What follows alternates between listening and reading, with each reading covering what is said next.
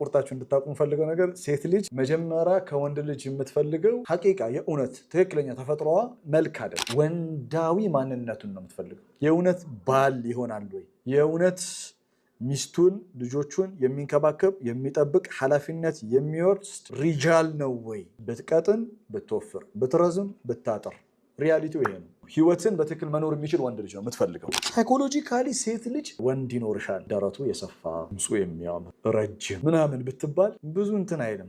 ወንድ ልጅ እኮ በጣም ነገር እንትን ተረከዟን አይቼ ነው የወደድኳት ይላል። አሁን ተረከዝ ቢላ አለይኩም ምን እንዴት ነው ማለት ምንድን ነው ተረከዝ?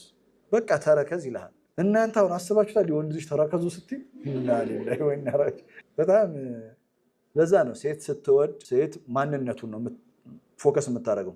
ይወላችሁ ቁርአን ውስጥ አንድ ሴት አለች፣ ስሟ አልተጠቀሰም።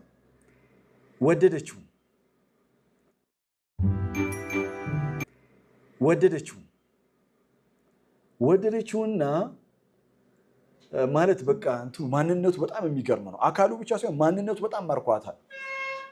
ከዛ ለአባትየው ምን እንዳለች ታውቃለች? ለራሱ አባት ያ አባቴ ኢስታእጅሩሁ፣ ይህን ሰውዬው ግድ የለም ቅጠረው፣ እኛ ጋር ይስራ ቅጠረው። ኢስታእጅሩሁ ኢነ ኸይረ መን ኢስታእጀርተ ቀውዩን አሚን። ይህን ሰውዬ ብትቀጥረው ይሄ ሰውዬ ያስታውቃል፣ ቀውይ ነው፣ ስትሮንግ ነው፣ ጠንካራ ነው፣ አሚን፣ በዛ ላይ ታማኝ ነው አለች። ስለ ሙሳ እኮ ነው የምታወራው ሱረቱል ቀሰስ። አባትየው የታውቀሽው አላለም፣ ቅጠረውን ያለችው ፋዘር በጣም ገብቶታል። የገባው አባት ነው። ዞር አለና ለሙሳ አንቺ ውጪ አላት። አስወጣትና እኔ የምልህ ከሁለት ልጆቼ አንዷን ልድር እፈልጋለሁ፣ ምን ትላለህ? እና እኔ ጋራ 8 ዓመት ታገለግላለህ፣ ይስማማሃል አለ። ሙሳ ትቀልዳለህ እንዴ? የሚሄድበት የለውም በእጄ ነው ያለው። የዚህ ሰዓት ነብይ አይደለም። አየህ አሁን እሷ ስለምኑን ያወራችው? ስለ ሙሳ ደረት አላወራችም።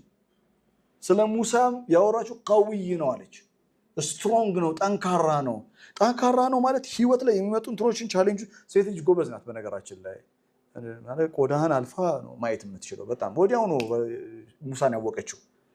እኛንን እኮ እነሱን ለማወቅ ይናልልህ 3 ዓመት 4 ዓመት ከቆየ በኋላ ለካ በጣም ምርጥ ሚስት ነሽ አንቺ ለኔ ዋልሽልኝ ውለታ። እነሱ ዳይዋን አንተ ታውቃለህ የቁርአንን